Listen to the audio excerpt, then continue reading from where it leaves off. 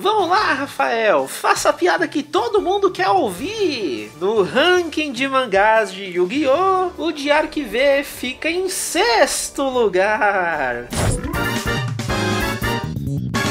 Chegamos ao fim de uma tradição aqui no canal. Arquive é o último dos animes de Yu-Gi-Oh! A receber também uma adaptação em mangá. O anime seguinte, Vrains, passou por tantos problemas durante a produção que eles nem quiseram tentar. Mas desde GX a gente tem acompanhado essa ideia de colocar os mesmos personagens num contexto completamente novo e ver no que dá. Todas essas histórias alternativas sempre foram no mínimo curiosas, mas eu sinto que só agora, na última tentativa, dá pra dizer que ficou realmente bom. A equipe por trás desse mangá é a mesmíssima que eu já elogiei bastante quando falei do Dizexal. E dessa vez, eles tiveram a ajudinha de Masahiro Hikokubo pra planejar os duelos. Como no mangá anterior o Yoshida reclamou bastante da dificuldade pra escrever essa parte da história, trouxeram simplesmente o cara que foi assistente do Takahashi na época de Duel Monsters.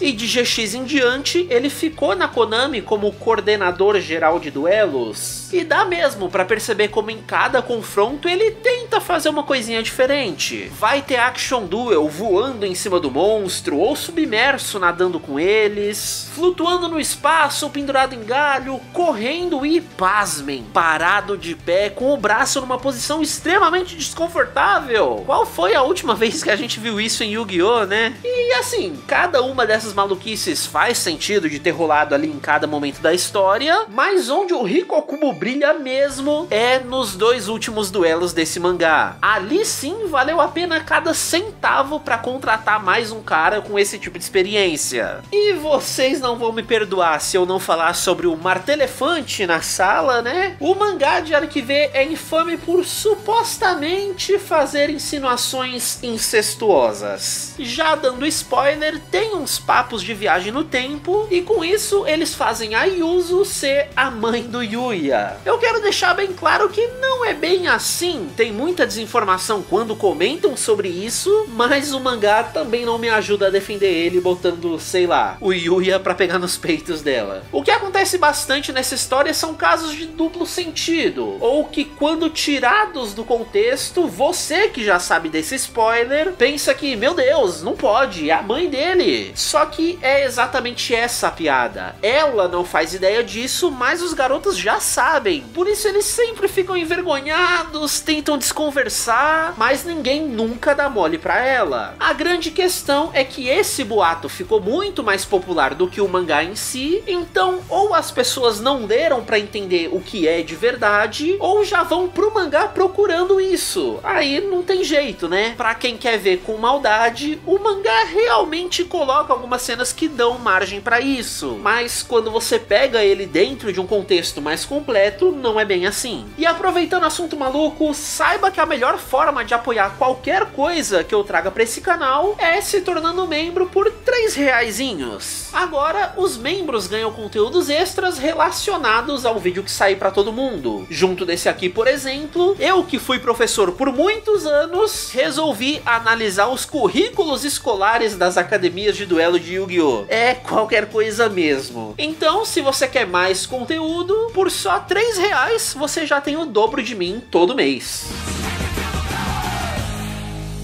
O começo do mangá é bem parecido com o do anime. A agência secreta tecnológica do Reiji detecta o sinal de uma invocação especial feita por um tal de Phantom, um duelista misterioso que ele está investigando. E esse encapuzado é o mesmo do anime, o Yuto, mas com um pequeno twist, porque no momento da tal invocação, ele se parecia muito mais com o Yuya. E o Reiji passa esse primeiro arco inteiro sendo todo críptico, só deixando no ar que ele e o Yuya são one of a kind, e por isso ele precisa prender o garoto. Então ele monta uma força-tarefa pra caçar ele, nos apresentando aos novos Sawatari, Shun e Sora, que aí não tem absolutamente nada a ver com o que a gente viu no anime. O primeiro duelo já acontece por aí mesmo, quando os Sawatari conseguem buscar o Yuto, e de novo alguma coisa estranha acontece. No meio do duelo, o Yuto se transforma no Yuya, apresentando um novo tipo de invocação nunca visto antes nesse mundo, mundo, os pêndulos. Então vamos lá. Nessas primeiras aparições do personagem, a gente vê nos balões espetadinhos falas que pareciam ser de outra pessoa. É alguém dando bronca no Yuya por ter se exposto demais. Só que, eventualmente, a gente entende que essas vozes estão na cabeça dele. Porque, nesse mangá, os outros 3 Yus são aparentemente personalidades alternativas dentro do principal. E eles podem trocar de lugar com ele às vezes. Essa é uma mudança bem drástica em relação à história original. Mas que, pra mim, acaba funcionando absurdamente melhor pra criar uma relação entre esses garotos que a série não chega nem perto de ter. O grande objetivo dos Yus é encontrar um tal de Genesis Omega Dragon que o Yuya acredita ter algo a ver com as memórias perdidas dele, mas os outros 3 parecem saber alguma coisa a mais e escondem isso dele. Ao mesmo tempo, o Reiji também parece saber sobre essa tal carta e por algum motivo não quer deixar ela cair nas mãos do Yuya. Daí toda essa perseguição pra caçar o Phantom. A grande piadinha nesse começo é que a Yuzu fica encantada com o quão bem o Phantom duela. Então fica perseguindo ele, tentando contratar o cara pra dar aula na escola dela. E aí, quando ela descobre que ele tem 4 personalidades, vixe, melhor ainda. Ela quer botar ele pra trabalhar sem parar. E com isso, ela vai desenvolvendo relações ligeiramente diferentes pra cada personalidade que ela interage. Às vezes, passando por aqueles momentos que vamos deixar de lado, né? Os 3 primeiros volumes do mangá não fogem muito disso. Eles vão mostrando como certos conceitos do anime são readaptados nessa história. Só que eles ainda não desenvolvem nada muito. Eu sinto que a equipe não tinha certeza do que eles queriam fazer, até porque certas coisas dessas mudam bastante até o final. O Sora, por exemplo, continua tão sarcástico quanto é no anime, se opondo mais à empresa do Reiji, que parece ter surgido do nada e já é tão rica, do que ao duelista que vez ou outra hackeou o sistema dele, só tá pesquisando cartinha. Parece que eles queriam seguir a mesma ideia dele virar casaca, só que aí do nada vão inventar uma coisa bem diferente pra ele mais pra frente. O Shun, infelizmente, não tem desenvolvimento nenhum. Ele só é apresentado como um ex-duelista de ringues ilegais, então pra ele foi ótimo receber um bom valor e poder fazer o que quiser pra caçar outro duelista. Tanto que ele sequestra o pai da Yuzu como isca, sabendo que o Yuya não deixaria o sogro, quer dizer, o avô, se machucar por causa dele. Então eu sinto que todos os personagens ao redor eram pra colocar o Reiji num papel mais de vilão mesmo. Mas aí talvez os fãs tenham reclamado disso, alguma coisa aconteceu, aí ele eventualmente abre espaço pra vilões de verdade que acabam só surgindo do nada mesmo. Mas ainda assim, esses novos vilões vão conseguir trazer alguns dos conceitos mais interessantes que eu já vi numa história de Yu-Gi-Oh! E falando em ideias interessantes, eu adorei como eles representam a mente do Yuya, mais ou menos como era o interior do Enigma do Milênio do Faraó. É praticamente um mundo à parte em que dá pra dar um rolezinho até de moto. Então, nesses momentos, o meu Yu favorito ganha bem mais destaque do que ele teve lá no anime. O Yugo age como o líder deles, levando o Yuri pra uma road trip dentro das memórias pra destruir elas intencionalmente, criando esse mistériozinho, falando que deixar o Yuya lembrar da vida dele não seria uma coisa boa. O Yuri também é muito melhor utilizado aqui do que no anime. Toda a vilanice e psicopatia dele é transformada num cara sem paciência pra baboseira. No primeiro duelo dele, o Sora deixa cair de propósito uma foto com uma irmã doente, e aí vem com toda uma historinha triste, de que ela tem um negócio incurável e por isso precisa do dinheiro que o Reiji paga pra ajudar ela. É tudo pra fazer o Yuya hesitar no duelo. Aí entra o Yuri no lugar dele e acaba com o Sora sem dó, porque ele percebeu que era só manipulação e mentiras vindo do adversário. Então eu achei essa uma forma muito esperta de colocar o vilãozinho do lado dos heróis. Ele não precisa continuar sendo mal, só dele ser o mais frio e calculista dos 4, isso já faz o Yuri ser diferente deles e por isso igualmente importante na hora de compor essa equipe. E é usando essa ideia de um mundo na mente do Yuya que eles entram no plot de vez. O primeiro dos vilões de verdade aparece por lá, como uma representação de que ele estava tentando ler a mente do Yuya. E como apareceu de moto, né? Perfeito pro Yugo finalmente ter o duelo dele. O vilão diz que tá ali pra ver se o Yuya possui um tal de Adam Factor, porque ele conhece o pai dos garotos e sabe que ele foi o causador da World Illusion. Nenhum desses termos é explicado por enquanto, mas daqui pra frente são o novo foco da história. E esse duelo tem mais um detalhe bem legalzinho que me faz gostar bastante desse mangá. O Yugo mostra uma nova versão pro dragão dele, e os outros também vão ganhar as deles depois, mas eu saquei a referência de fazer ele ter um primeiro. Todos esses novos dragões são meio pêndulo também, mas como no mangá não tem cor pra gente diferenciar isso logo de cara, essa revelação acaba sendo um twist bem legal que traz a vitória pro Yugo quando o Aha, mesmo depois de ter sido destruído, por ser um pêndulo, o dragão volta do extra deck no turno seguinte. E a referência que eu tô falando é que no mangá de 5Ds, algo muito parecido aconteceu, quando eles revelaram que o novo Stardust daquela versão era secretamente um Tanner. Então foi bem legal terem trazido isso de volta logo num duelo de moto. Já que essas histórias são contadas num mangá, de vez em quando eles sabem aproveitar muito bem os pontos fortes de estarem em um outro tipo de mídia. Aí a última coisa que eles precisam amarrar é o papel do Reiji nessa parte nova. E eles fazem isso trazendo flashbacks de um pai mais careca do que nunca. O Léo e o Yushu eram cientistas incríveis, que levaram a tecnologia do Solid Vision ao limite dela. Já construíam um prédio de holograma sólido, usavam em procedimento médico, não tinha mais o que inventar. Então o Yushu disse que ia se aposentar para jogar cartinha. Nisso o Léo suspeita que tem algo por trás, e ele tá certo. O Yushu fica com medo da tecnologia ser usada para guerras e outros fins militares. Então ele queria desviar mesmo a atenção do projeto, aplicando ele em jogos de cartas infantis. Aí o que o Léo fez? Vai justamente até os militares pedir financiamento para pesquisa, porque isso força o Yushu a continuar no projeto, achando que ele poderia controlar no que isso ia ser usado ou não. Eventualmente, os dois descobrem uma fonte de energia infinita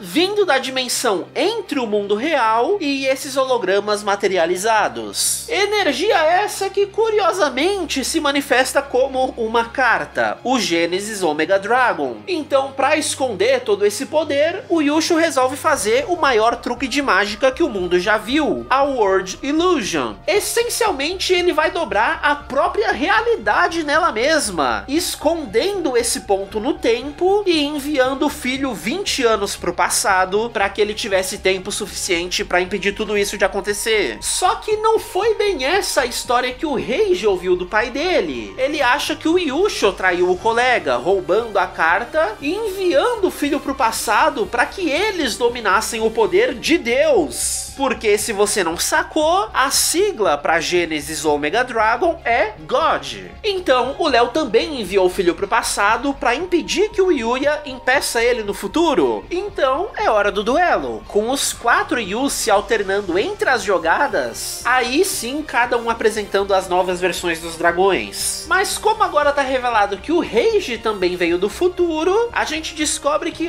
ele também tem monstros pêndulos. Aí entra a parte final dessa história. Quando 2 monstros futuristas se batem, eles bugam a própria realidade, fazendo a verdadeira vilã da série se manifestar para eles. A Eve diz que esse confronto confirma para ela que os dois são portadores do Adam Factor que ela busca. Isso é a parte final para despertar o verdadeiro poder de God. Então Eve, Adam, God, se prepara para os vários simbolismos e questões religiosas que vai aparecer daqui pra frente.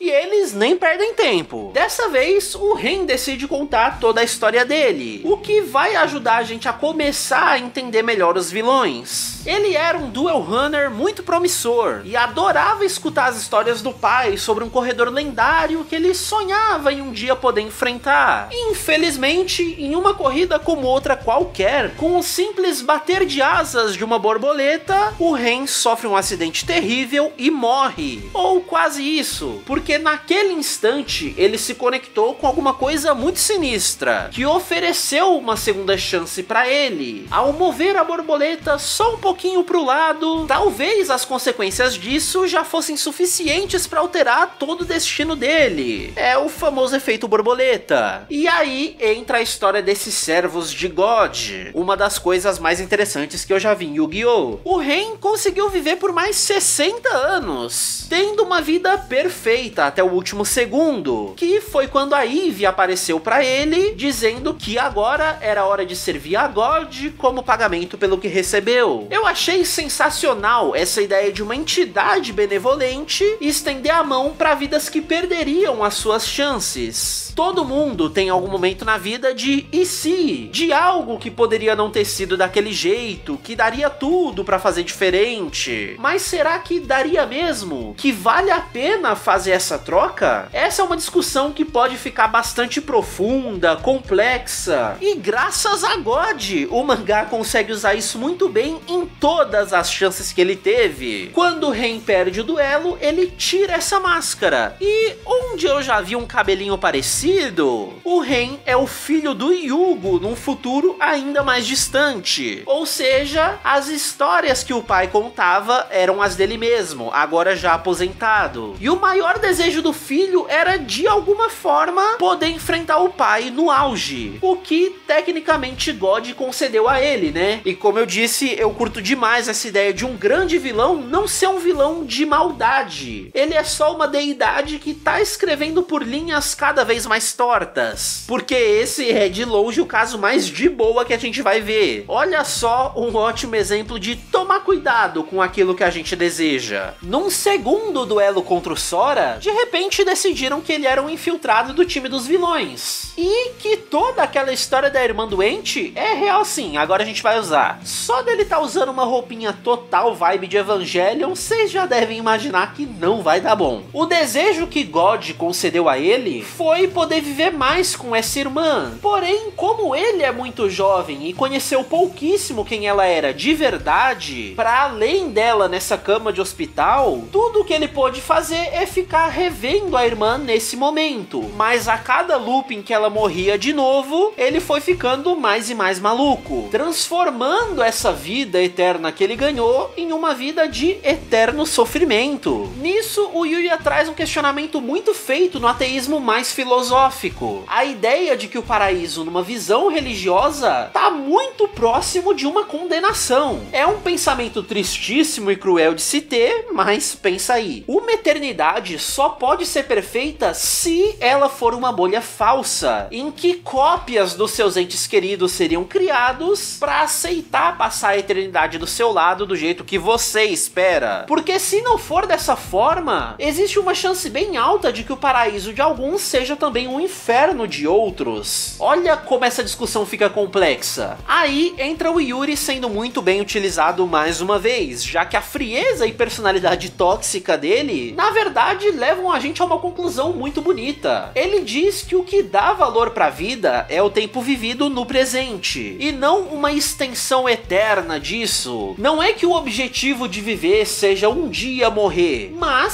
saber que tem um fim é de certa forma um alívio também, além de fazer o agora ter ainda mais valor. Dava pra passar horas aqui falando sobre imortalidade, vida após a morte, sobre eternidade ser uma escala de tempo tão incompreensível pra gente que certas consequências a gente nem para pra pensar. Por fim, temos o centro dessa história, a Eve, que também tá presa num ciclo de eterno sofrimento por não ter aceitado a realidade. Em algum ponto impossível de saber se foi passado ou futuro, a Eve e o Adam eram colegas pesquisadores numa universidade cujo uniforme lembra bastante o de GX. Bela referência. E assim como os pais dos protagonistas, eles também tiveram contato com aquela grande energia entre dimensões. E parece que foram eles que aprisionaram ela na forma de cartinha, porque Yu-Gi-Oh, né? Resumindo bastante, God é poderoso demais para ser contido em papelão colorido. Então o Adam acaba cedendo o próprio corpo para controlar a parte do Genesis Omega Dragon, desaparecendo do mundo físico, o que desde então fez a Eve não parar de procurar por ele. E aí, mais uma vez, eu acho acho maneiríssimo que nenhum vilão aqui seja realmente do mal. A Ivy é sempre muito gentil e grata aos colegas, mesmo depois deles perderem os duelos. Porque, de certa forma, ela entende que tá todo mundo passando pela mesma coisa. Quando eles encararam que a felicidade só existia em um tempo que já não existe mais, a única esperança que eles têm foi entregar tudo nas mãos de God.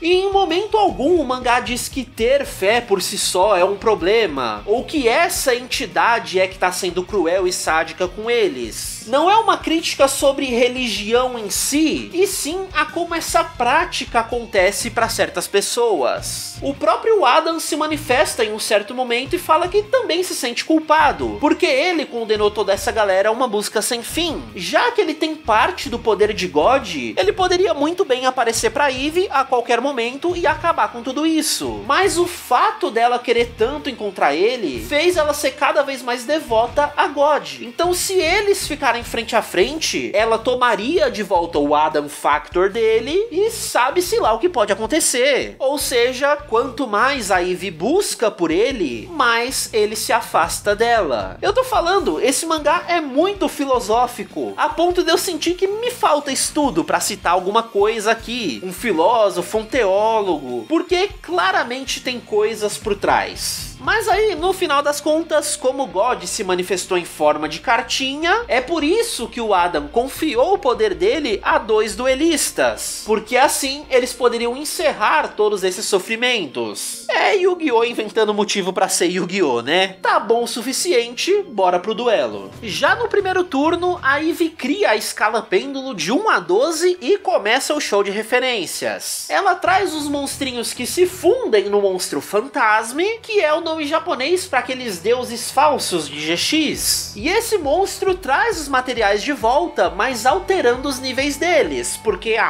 um deles é um Tanner, fazendo sincro Time Lord, o arquétipo do vilão final de 5Ds. E quando esse tuner é usado num sincro, os outros materiais voltam com níveis iguais, pro overlay de um Xyz de número infinito, fechando então as referências com Zexal. E isso não é só um easter egg não. Mantendo a ideia de Arquive ser meio comemorativo, a Ivy comenta que, tendo viajado tanto pelo espaço-tempo e realidades alternativas, ela colecionou monstros a nível de duelistas lendários. Por isso, ela dá muito trabalho pros Yus, sobrando só o Yuto no final. E a gente é surpreendido, porque ela diz saber o que ele é de verdade. A Ivy oferece usar o poder de God pra dar a eles o mundo que eles desejam, em que os 4 poderiam ficar juntos pra sempre, porque todos eles são. Mas aí o Yuya reassume o corpo, dizendo que o Adam Factor reconstruiu as memórias pra ele. Então agora ele também já sabe que todos são mesmo. Eles são irmãos no futuro. Então toma o flashback que finalmente vai explicar toda essa história sem ficar escondendo partes dela. Todo aquele papo do Yushu não deixar God cair nas mãos erradas, e por isso enviar o filho pro passado, aconteceu no dia do aniversário do Yuya. E na real, era pros 4 irmãos terem voltado no tempo, mas em meio à realidade se dobrando, só sobrou uma das cápsulas. E aí, os irmãos decidiram que,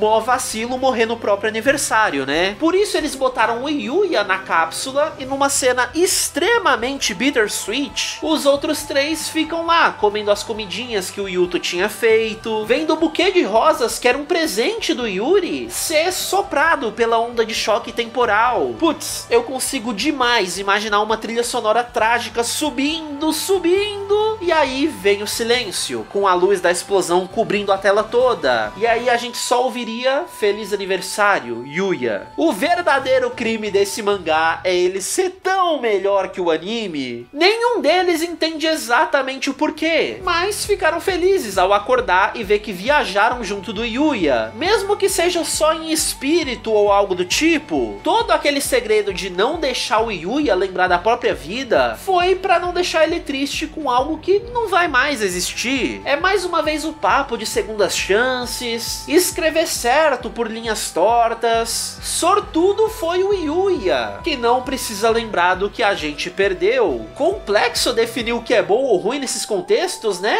Então é aí que começa o duelo de verdade. Os 4 garotos vão se alternando, cada um trazendo seu seu dragão especial, fazendo jogadas em cima do que o anterior construiu. Sempre com a torcida da Yuzu, que se sentiu especialmente tocada pela história dos garotos. Oh meu Deus, por que será? E esse duelo final é muito legalzinho mesmo, e vai melhorar. Obrigado, mangá, por ser o arquivê que eu queria. Numa poesia final, God vai se manifestar. Quando não sobrou mais nada pra Eve, não tem monstro, não tem mais vida, tudo o que resta pra ela é confiar em God. Porque essa é a condição pra invocação do Genesis Omega Dragon como carta. E aí ele vem falar: que culpa eu tenho se milhares de planetas sucumbiram quando seus habitantes realizaram seus sonhos? Que culpa eu tenho se quando um ser está 100% satisfeito, ele para de querer progredir? É um papinho meio liberaloide, de não pode dar o mínimo que os caras já viram vagabundo, mas a crítica vem em cima disso mesmo. Os Yus estão aqui para mostrar que existem sim outros motivadores na vida, para além de satisfação individual. Eles perderam tudo que eles conheciam, então poderiam só ter desistido. Ao mesmo tempo, eles mantiveram o que lhes era mais importante, então também poderiam ter só se acomodado. Mas não, eles continuam lutando porque outras pessoas ainda não alcançaram essa plenitude. E aqui valeu a pena pra caralho trazer o mano que escreve bem os duelos, porque esse deus manipulador do tempo tem como efeito pular o turno inteiro dos garotos. Mas aí, num jogo de palavras genial, o Odd Eyes do protagonista se torna God Eyes, usando o Adam Factor dentro deles para ter um efeito muito parecido, mas que por serem humanos imperfeitos, tem que pagar um custo cada vez que pular o turno do oponente. Só que aí, quando eles não conseguem mais pagar por isso, esse loop de nenhum dos dois lados tá podendo jogar se quebra na mão deles. É a metáfora perfeita para o encerramento dos ciclos de sofrimento. Palmas para o convidado, porque essa ideia foi genial. Aí eles derrotam God, o Adam reaparece pra Eve, os dois pedem 1000 desculpas pra todo mundo e ela reconhece que errou. Então tá todo mundo livre pra descansar em paz dessa vez. Mas opa, a carta do Genesis Omega Dragon ainda existe. É melhor destruir ela antes que alguém tente usar de novo, né? Pera aí, por que ainda falta 200 páginas nesse mangá? Reiji, onde você tá indo? Para, Reiji, a história já acabou, cara. Não!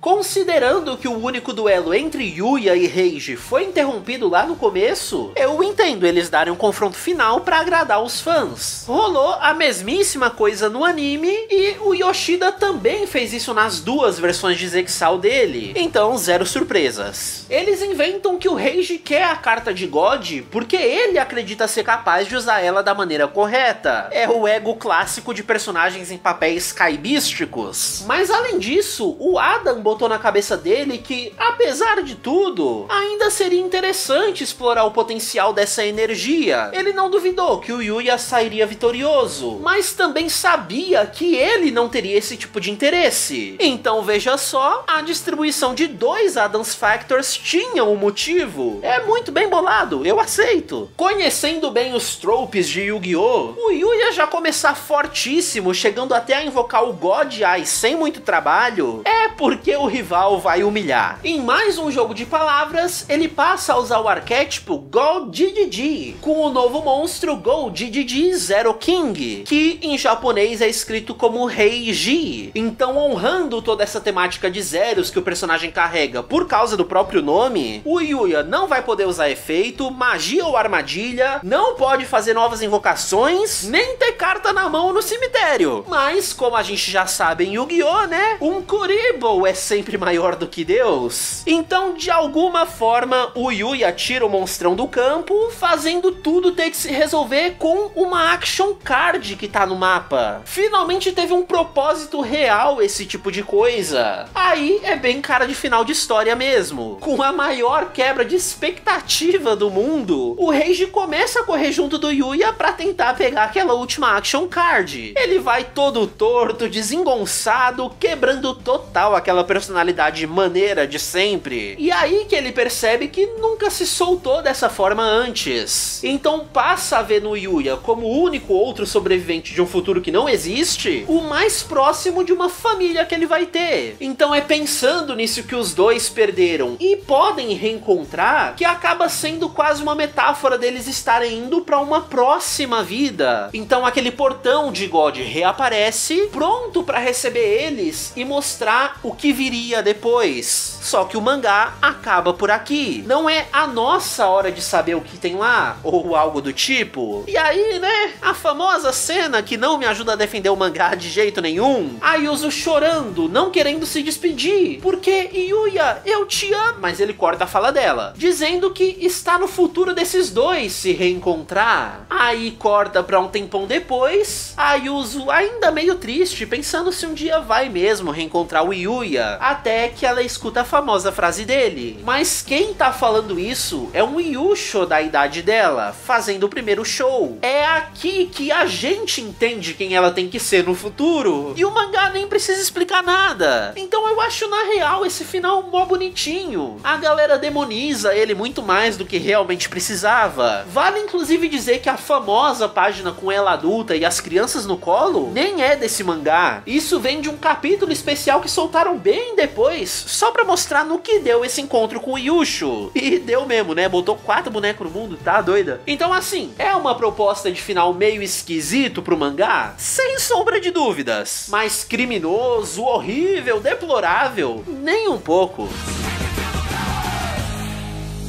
Acho que ficou bem claro que esse foi meu mangá de Yu-Gi-Oh! Favorito, né? De todas as histórias paralelas que eles já trouxeram, esse é de longe o único que eu consigo achar genuinamente bom. E não só válido pela curiosidade de ver uma situação alternativa, mas também não ajuda o fato que o anime de Arc-V foi tão terrível que quase qualquer outra coisa conseguiria ser melhor, né? O único vacilo foi não ter nem sinal das outras 3 versões da Yuzu, né? Cortar toda a turma gigantesca do anime pra mim é positivo, sem sombra de dúvidas. Mas cortar elas, aí eu já acho demais. Essas meninas são tão duplamente esquecidas que o Duel Links tem mais conteúdo sobre elas do que as duas mídias canônicas. Então só nos resta falar sobre Vrains e Go Rush pra acabar os conteúdos de Yu-Gi-Oh! Mais mainstream no canal. Eu ainda não sei o que eu vou fazer como vídeo principal de Yu-Gi-Oh! Por aqui, mas ideia maluca eu tenho um monte. E a primeira delas você já pode ver se tornando um membro aqui do canal. Olha esse monte de gente que me ajuda a continuar produzindo conteúdo. Então bora lá analisar o currículo escolar das academias de duelo? Pois é, não é só mangá de Yu-Gi-Oh! Que viaja no conteúdo.